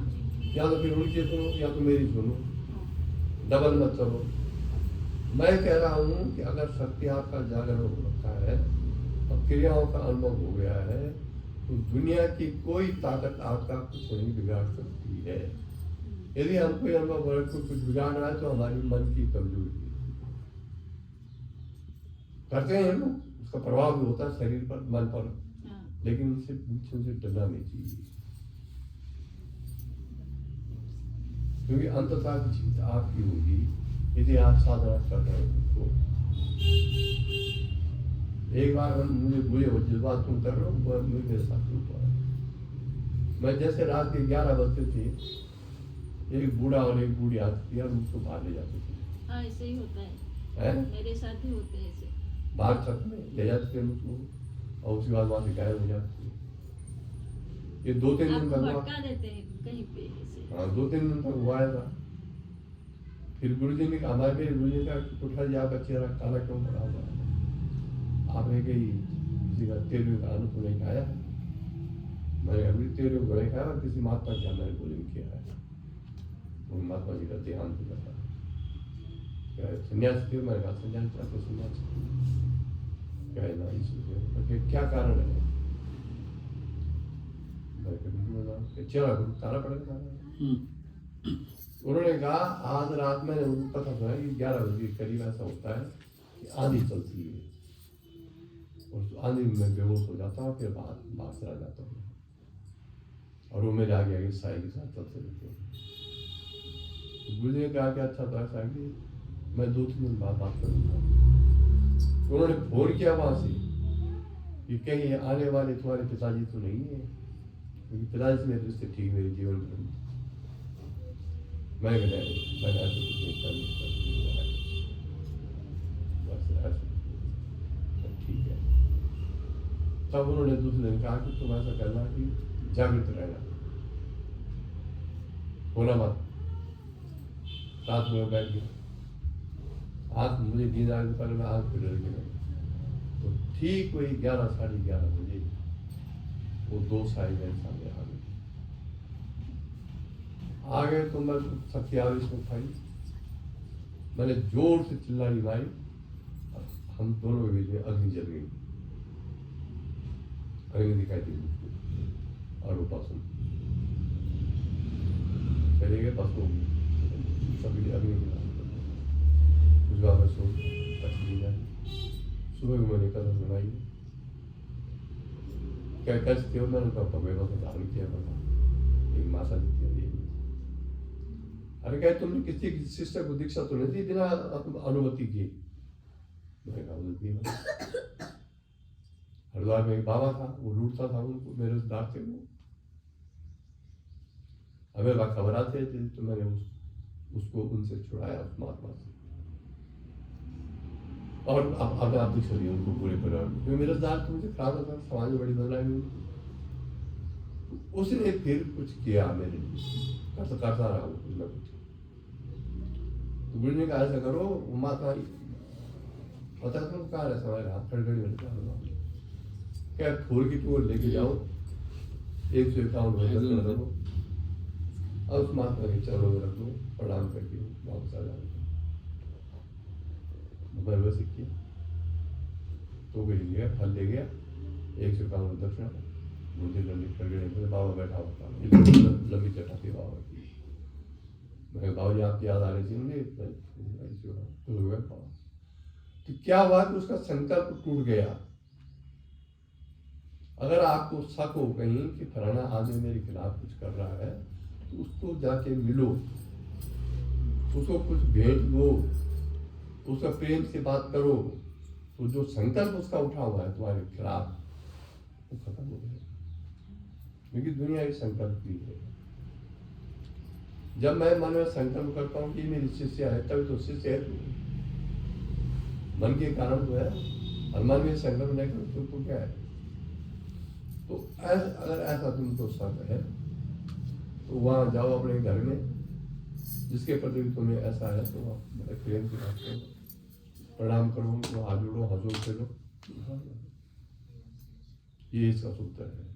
निंदक नियरे राखिए आंगन कुटी छोड़ा। हमारे गुरु जी बोलते थे ऐसे। मैं सोचता था कि बताओ ये खराब इनके, क्योंकि जिनकी जगह से बहुत ज्यादा लोग खराब बोलते थे उनके। गुरु जी जैसे लगता पता कि मैं खराब है, तुरंत जाते थे प्रेम से बात करके, हाथ मुस्करा करके। मुझे गुस्सा आता था कि बताओ ये लोग इतनी बात कर रहे हैं, अरे गुरु जी को उन्होंने ये जगह को है जैसा है, निंदा के लिए राजनीति आगे। ये मेरा कुछ नहीं कर रहे जो खराब है, ये अपना नाश कर रहे हैं। क्योंकि ज्ञानी का जो दुश्मन होता है, ज्ञानी से जो विरोध करता है, वो ज्ञानी के पाप कर्मों को खाता है, और जो उसके प्रशंसक होते हैं वो उसके पुण्य को खाता है, और ज्ञानी फिर बचा रहता है। उसने कहा इसमें तुम खराब मत मानो, जितने ज्यादा दुश्मन होंगे उतना आध्यात्मिक दृष्टि से अच्छा है। ऐसा वो मुझे समझाते थे, क्योंकि मैं तो लोकल खाया था, लोग उनके खिलाफ थे सब। कहीं को पीटा मैंने, कहीं गट्टे पकड़े, भक्ति भाव में, तब उन्होंने समझाया तो पता ही नहीं मैं गुरु, जिसको पता नहीं है कि गुरु है वो कुछ बोल सकता है। तो जिससे भी तुम्हारा सा कैसा है, आप जाइए, फल फूल चढ़ाइए उन पर, दक्षिणा दीजिए, 150 रुपये हाथ जोड़ के जाइए, तो उसका वो संकल्प टूट जाएगा।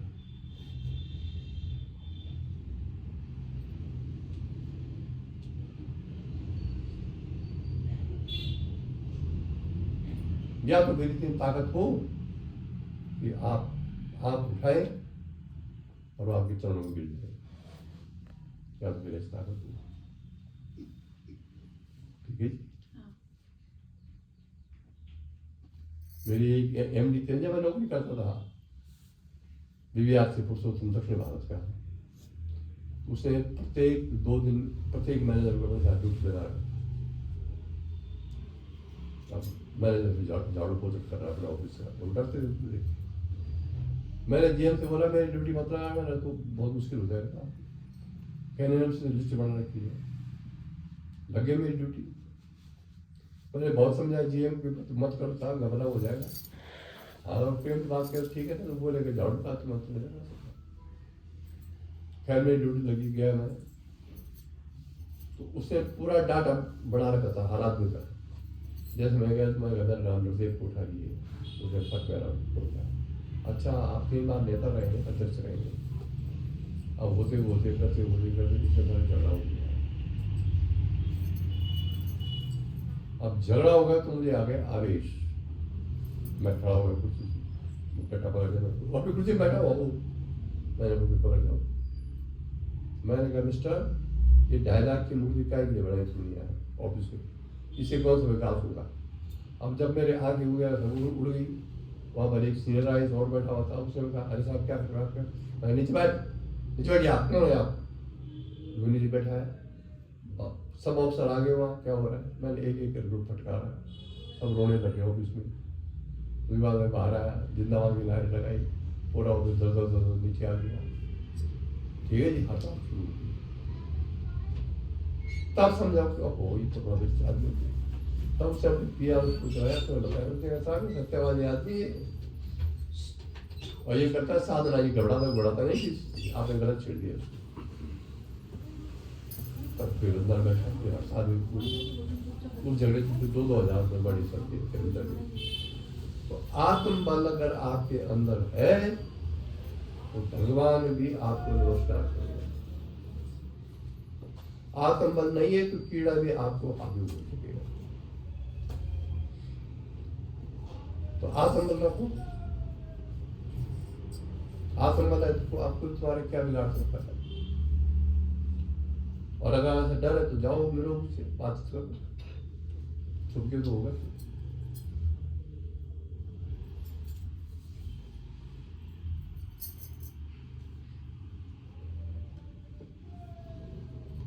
गुरु शक्ति पर विश्वास रखो, वो जो कुछ करेगी आपकी भलाई के लिए।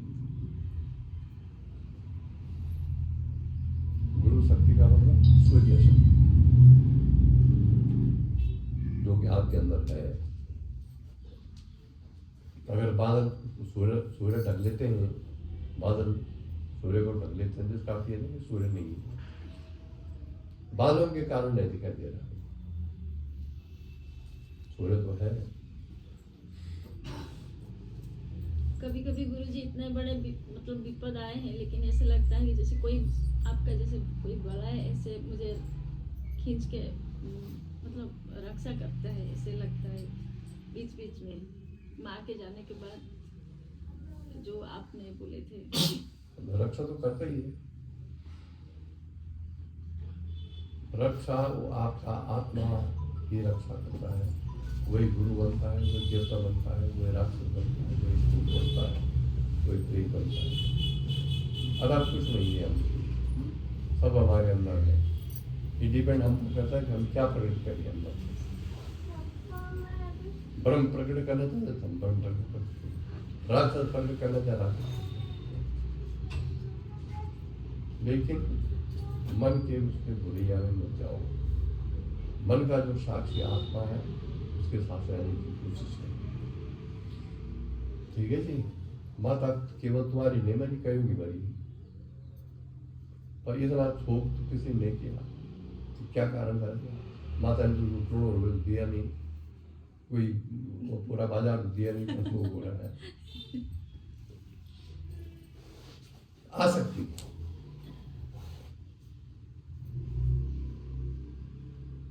आसक्ति के कारण हम रोते हैं, मरते हैं। आपके लिए वो 1 साल जिंदा रही, है? आपके लिए वो 1 साल जिंदा रही एक्स्ट्रा। हाँ, तो मैं तो इतना जो तस्वीर की नहीं भाई। मेरी अवस्था बीच में ऐसी हो गई थी कि अभी जाता हूँ, कभी जाता हूँ, अभी जाता हूँ, कभी जाता हूँ। ऐसे 4 बार में 6 साल की बात है। चुपचाप आंसू बहाता था सुबह को, क्योंकि मेरे ऊपर जिम्मेदारी थी ना। बहू थी, बहू का लड़का था, बहू की लड़की थी, कौन संभालता। तो मुझे हर समय उनका ख्याल आता था। 4 बजे उठ रहा हूँ, रो रहा हूँ। एक दिन मन में आया कि सारे तो भी तो बचपन में घर से आ गया था, अगर मर भी गया तो इसको तो भगवान पालेंगे।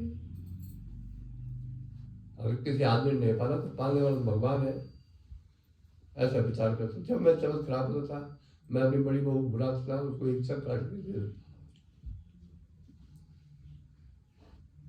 लेकिन बाद में उसी परमात्मा ने इतना धैर्य बनाया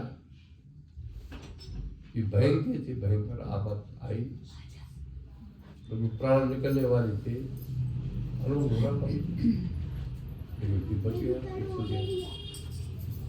आज सब होते इसे ज्ञानी रोता तो है, लेकिन वो इसलिए नहीं रोता कि कैसे छूटी, रोता इसलिए कि प्रारब्ध शेष रह गया, इसके लिए दूसरा जन्म लेना पड़ेगा। वो इसलिए रोता है क्योंकि दूसरा जन्म वो लेना चाहता नहीं है। क्या फायदा तेरे सामना करके। तो इसलिए ये हमारी कमी होती है, हम भावुक हो जाते हैं संसार की दृष्टि में, जो कि थोड़ा सा भाव चलता है। जनक भी रोया है जब सीता की वो शादी हुई और बारात विदा हो रही थी, तो जनक के आंसू आए। तो रोना बुरा नहीं है, लेकिन आसक्ति बस रोना बुरा है।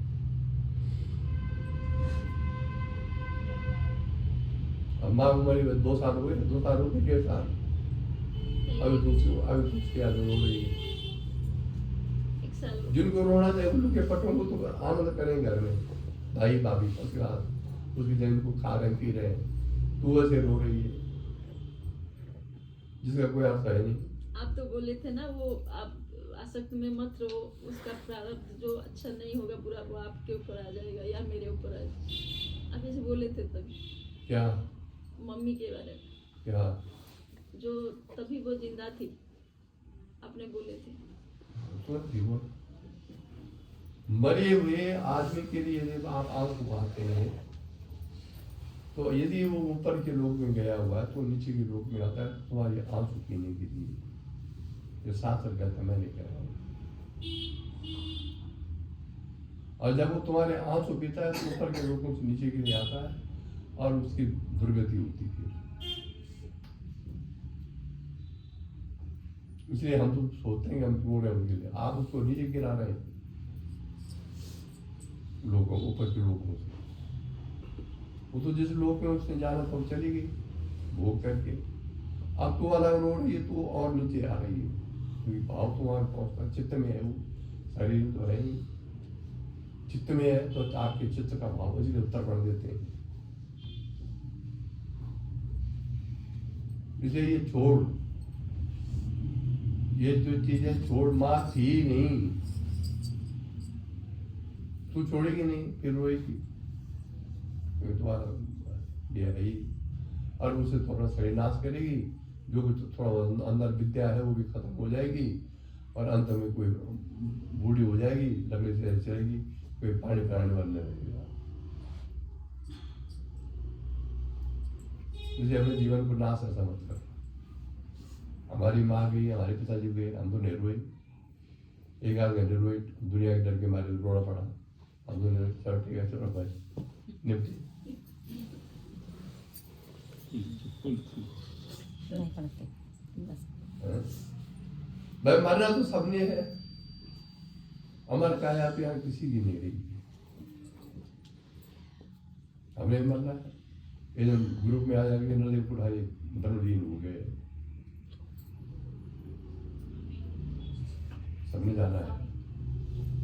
इसलिए ये शोक मन से हटा, समझाने से तुम्हें हटेगी, क्योंकि तुम गहरी पहुंच गई, अपने आप समझेगी तब हट जाएगी।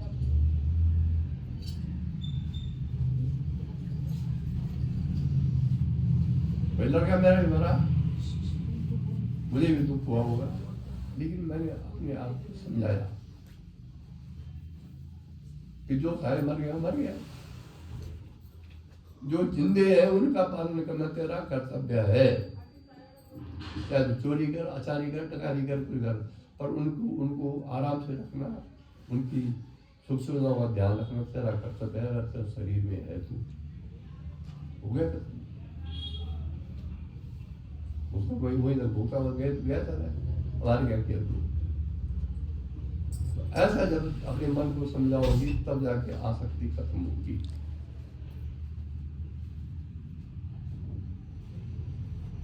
ठीक है जी।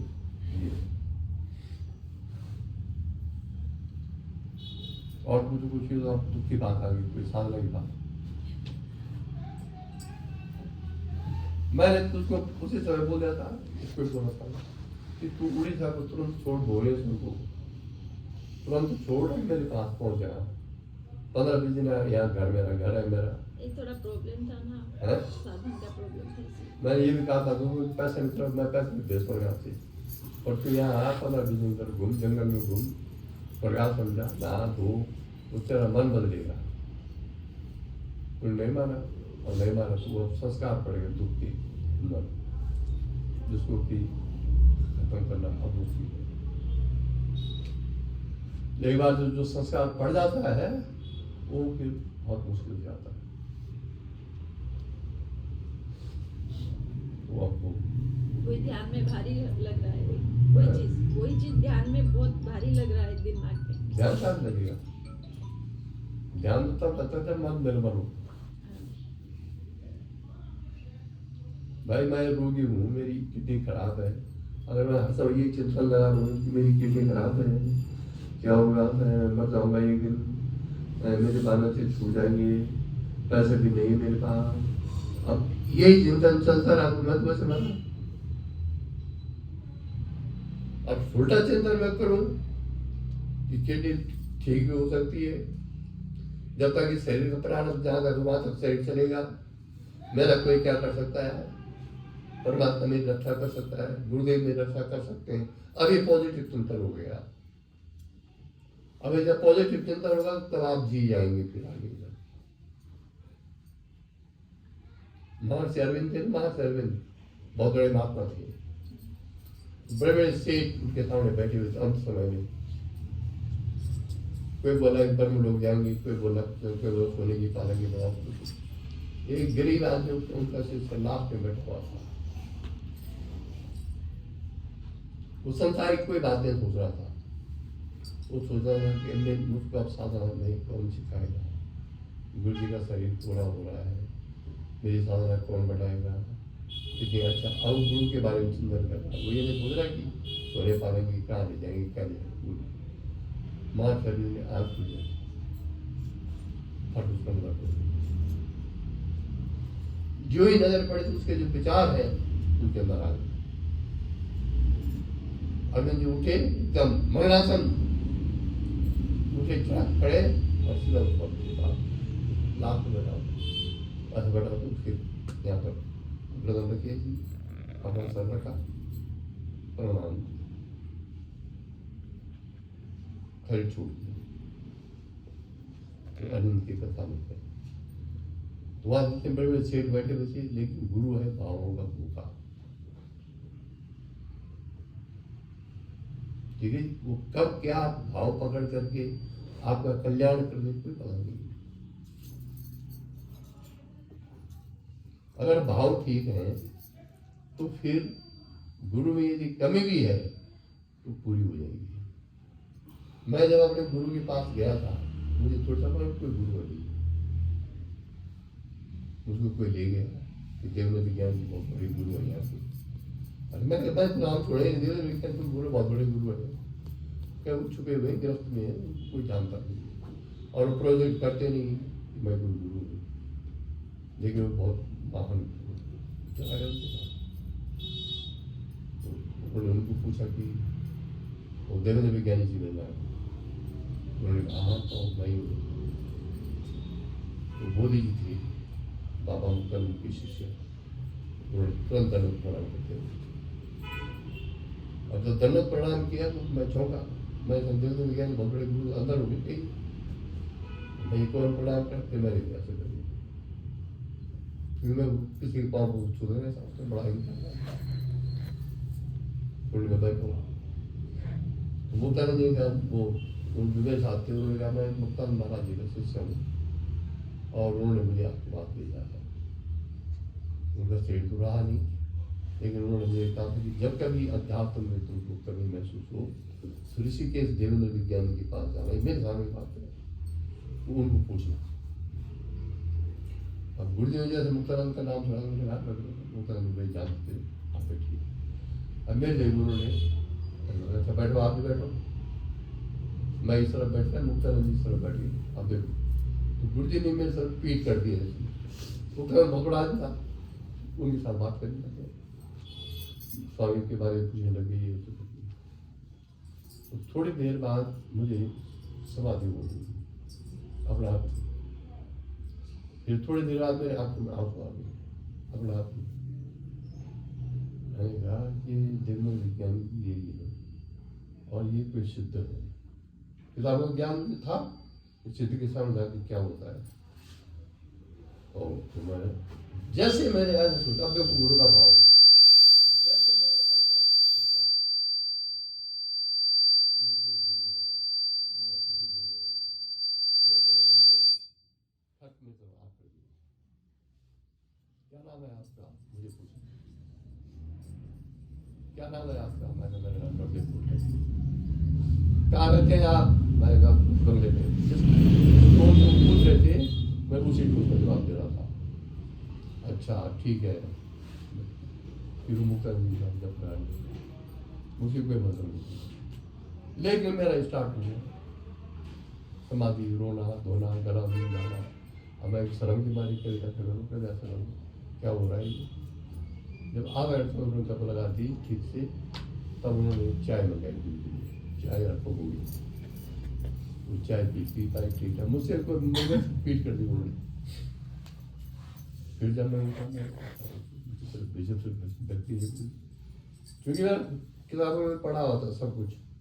अगर संकल्प था कि जो व्यक्ति मुझको प्रैक्टिकल अनुभव करा देगा आत्मा का, वो मेरा गुरु, इस संकल्प पहले से था। मैं अब मैंने कहा चाय भाई की पकौड़ी पापड़ी खाई, खड़े होकर। फिर उन्होंने बोला कि मैं उपेंद्र का पिता हूँ, अपने लड़के का नाम दिया। मैंने कहा जी उपेंद्र मैं जानता हूँ, मैं उनका पिता हूँ, मेरी 5 बेटियां हैं। ओ सरदा घटाने के लिए इतने छुपे थे वो, मेरी 5 बेटियां हैं, 3 बेटे हैं और गृहस्थ है। और ये अब मैं हाँ रहना, तो मैंने फिर भी ऐसा प्रणाम किया। मोदी जी ने चरणों में प्रणाम किया, मैंने ऐसे प्रणाम किया। तो बाहर आते समय प्रेस का दरवाजा लगा रहते हो, फिर उन्होंने मुझे पूछा, आँख उठा के, आप कहाँ रहते हो? मैं निगम में नौकरी करता हूँ। अच्छा ठीक है, उपेंद्र मेरा लड़का है। फिर बोला उन्होंने, मैं कहा समझ गया, मैं घर आ गया। मोदी जी बंगले में ठहरे थे, वहाँ चले गए। अब देखो शिष्य की भूख, अगर शिष्य और गुरु एक है तो बहुत बड़ी से बड़ी घटना घट जाएगी। अब रात उस समय हम शराब पीने की आदत थी, टूट बंगले से इतना नहीं, थोड़ा बहुत चलता ही था। मैं घर में आया तो हमने एक पैक बनाया और पिया। बच्चे लोग बगल में जा रखे थे, कोई फंक्शन था, मैं सो गया। ठीक 11 साढ़े 11 बजे के करीब मैंने बहुत जोर से अपना लेहा फेंका और सामने मैंने देवेंद्र विज्ञानी खड़े हुए देखा, लाल घेरा गोल और उसके बीच में वो खड़े हुए। क्रियाएं हो गई भयंकर, हो गई, पंच व्योम, पंच आकाश, पंच सब हो गया, उसका कुछ हो गया। उनका आदेश है। मैं सोच रहा कि सिद्ध महात्मा तो आश्रम में होते हैं, ये तो गिरती है, ये कहाँ के सिद्ध हो गए? और ब्रह्मा गए मन में। फिर उन्होंने कहा वही आवाज दी, उसी घेरे में चुपचाप बैठे रहो, जो कुछ है उसको होने दो। तो मैं लगातार 2.5 घंटे तक नीचे फर्श में बैठ करके साधना करता था। अंततः वो गायब हो गए, मैंने अपनी साधना रोकी। इस बीच में 3:30-4 बजे मेरी धर्म पत्नी आ गई, फंक्शन समाप्त, 2 छोटे बच्चे, उनको मैंने कथा सुनाई कि भाई जिस चीज़ की हम, जिस भगवती की पूजा हम बाहर कर रहे हैं, उसका हाथ साक्षात है। तब उनको भेजा गुरु जी के पास, तुम भी जाओ निवेदन करो। एवं प्रकार से होते करते 4 महीने बाद उन्होंने मुझे दीक्षा दी। उन्होंने बहुत समझाया कि देख मैं यहाँ का लोकल हूँ, तुम भी लोकल हो, यहाँ के लोकल में कुछ बोल देंगे, झगड़ा साफ चल रहा है, तुम्हारी श्रद्धा घटेगी। श्रद्धा जब घटेगी तो मेरा तो कुछ नहीं बिगड़ेगा, मेरा तो लंगोटा बिगेगा, तुम पूरा डूब जाओगे। इसी के सन्यासी हैं सत्यपात वाले, उनसे दीक्षा लो। मैंने कहा गुरु जी दुनिया के लिए हो आप व्यभिचारी, दुनिया के लिए हो आप भूमकिया, ऐसे बोला मैंने, दुनिया के लिए आप हो अत्याचारी, मेरे लिए आप जीवन पर भगवान सुध रहेंगे। क्योंकि मैंने संकल्प ले रखा था कि जिसके पास जाकर के मुझे आत्म साक्षात्कार मिल जाएगा वो मेरा गुरु है, और मुझे आपके पास आने से आत्म साक्षात्कार मिलेगा, ये आप मना नहीं कर सकते। मैं आपकी मूर्ति बनाऊंगा मिट्टी की, जैसे उसने बनाया एकलव्य ने, और मुझसे पूछा आप नहीं रोक सकते। तब वो मुस्कराए थे, हम बात क्या मैं सिंगर को दीक्षा नहीं देता, मैं तो पति पत्नी दूंगा, और तुम्हारी पत्नी में श्रद्धा है कि नहीं है। मैंने कहा गुरुदेव तुम लोग मैं ज़्यादा डाल करी, पर मैंने पढ़ा है उपनिषदों में कि श्रद्धा गुरु के अधीन होती है, वो चाहे तो पत्थर में श्रद्धा कर सकता है कि हाँ ठीक पढ़ा दो, मैं ऐसे भरोसा अगर नहीं तो जरूर तक होगी उनको दीक्षा नहीं है बड़ी। जब लोगों ने दीक्षा उन्होंने अपने गुरु स्थान में कह रखा था मैं कभी किसी को शब्दवाद दीक्षा नहीं दूंगा। बड़ा से समय उनका बना, मेरे पीछे 102 और हुई, और मुझसे बड़ा प्रेम बड़ा प्यार करते थे। ठीक है जी, फिर परिवार वालों को जलाई तो कहने का मतलब है कि गुरु शिष्य का जो मिलन है वो एक घटना है, महान घटना है जीवन की। अगर गुरु गुरु है और शिष्य शिष्य है, और बात आगे ढोल नगारे बजा रहे तो अलग बात है। तो मैं इसे सुना रहा हूँ कि गुरु की जो दृष्टि है, उसकी जो शक्ति है उसके आंखों में है। शंकराचार्य थे नहीं, 3-4 से तोटकाचार्य होते हुए, और एक था वो हस्तामलक, जिसका काम था शंकराचार्य की लंगोटी दूंगा। न वो प्रवचन सुनता था न प्रवचन करता था, बस वो अपने गुरु की लंगोटी धुलना, उनका भोजन बनाना, उनके बर्तन धुलना, बस। अब सब उसको नियमित दृष्टि से देखते थे, हस्तामलक जाट आदमी, शास्त्र में क्या नहीं कुछ नहीं। एक दिन शंकराचार्य सोचा कि सबके बड़े अहंकार आ गए, हम बहुत बड़े बड़े, तो प्रवचन में बैठे, सब लोग बैठे, शंकराचार्य बैठ गए।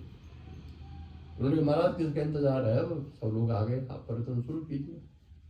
उसे कहा मैं आज हस्तामलक प्रवचन कर गया, वो जो लोग था हस्तामलक प्रवचन करेगा, क्या बोले गुरु आए क्या, हाँ करेगा।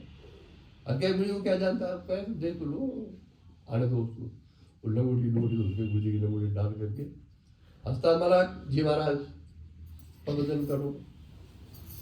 ठीक है महाराज, तो गुरु भक्त अपने बगल में बैठा दिया, वेदांत में प्रवचन हस्तामलक बोला कुछ नहीं कर। सब आके रखे रह गए कि जो हम लंगोटी धोने वाला मानते थे तो बड़ा विद्वान आदमी, उसका हस्तामलक आचार्य उसका नाम था, हस्तामलक जिसकी विद्या हाथ में। सब आश्चर्यचकित।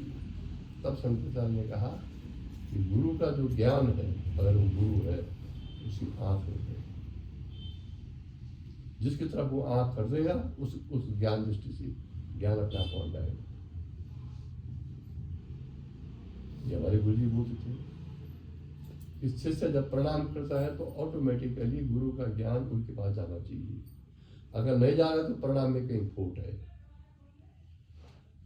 वो सुनाते थे अपने गुरु जी के बारे में, मेरे गुरु जी कहते हैं देवेंद्र जब तू प्रणाम करता है ना, शिव जी मेरे अंदर बैठ जाते हैं। उस समय क्या सोचता था मैं शिव जी कैसे बैठते होंगे, लेकिन आज जब तुम प्रणाम करते हो मुझे, तब मुझे अनुभव होता है कि शिव जी कैसे बैठते हैं। ये होना चाहिए गुरु शिष्य का संबंध, आंतरिक होना चाहिए, व्यावहारिक या सांसारिक नहीं होना चाहिए। वो तो इस शहर के करोड़पति अरबपति आदमी थे, मैं भिखारी आदमी, लेकिन उन्होंने उनकी दृष्टि कभी नहीं दी। कितने व्यस्त होंगे, मैं चला गया सब छोड़ देंगे, अपने परिवार को धमकाते इसकी साथ दुख देखो, 100 रुपये में इस पर चेहरा देखो जरा, तुम सारे करोड़ों रुपए में खेलो तो मुरझाए चेहरे थे, इसलिए महान थे वो। ठीक है जी, अपने गुरु के आदेश से उन्होंने शादी की, शादी नहीं कर रहे थे, गुरु ने कहा शादी मुझे करनी पड़ेगी, नहीं तो मुक्ति असंभव है। फिर 5 बेटी 3 बेटे हुई, बहुत बड़ा परिवार टूट गया। तो ये कथा मैं इसलिए सुना रहा हूँ कि सांसारिक जो कार्य है ये ज्ञान में बाधक नहीं है। अब हम हमारा क्या है, नहीं उसका खाते नहीं खाते, वह नहीं खाते, ये नहीं करते, वो नहीं करते। जब तुम्हारी आत्मदृष्टि होगी तो ये चीजें सब खत्म हो जाएगी। तो है ठीक है जी। तो ये जो बाहर के बंधन है इसको तोड़ना चाहिए ज्ञान के लिए। बात है पूजा पाठ अलग है, पूजा पाठ अलग है, लेकिन अगर आप मुक्त होना चाहते हैं, परमात्मा की प्राप्ति करना चाहते हैं, तो ये बंधन आपको तोड़ने पड़ेंगे। आप एक डॉक्टर के पास है, सब काम कीजिए, सुई लगाइए तो घाव दीजिए, लेकिन इसको परमात्मा की सेवा मान करके कीजिए, तब फल है। ये माता बहनें हैं, इनके बच्चे हैं, अगर ये मेरे बच्चे हैं ये समझ करके लालन पालन करेंगे तो मोह हो जाएगा। लेकिन परमात्मा ने मुझे ये ड्यूटी दी है कि मैं इनका लालन पालन करूँ, ये दृष्टि आ जाए फिर मोह नहीं, वो प्रेम हो जाएगा। मोह और प्रेम में बहुत फर्क है। ये संसार परमात्मा ही है, हम इसको संसार समझ बैठे हैं, जगत समझ बैठे हैं, इसलिए फंसते हैं। भगवान की सृष्टि कभी फंसाती नहीं है, हमारी जो मानसिक सृष्टि है वो फंसाती है। मानसिक सृष्टि हम खत्म कर दें तो सब जगह परमात्मा है, दूसरा कोई है ही। ये दृष्टि जब साधक की होगी तब जाके वो पार होगी। तो हम सबको ये कोशिश करनी चाहिए कि हमारे अंदर परमात्मा दृष्टि आएगी।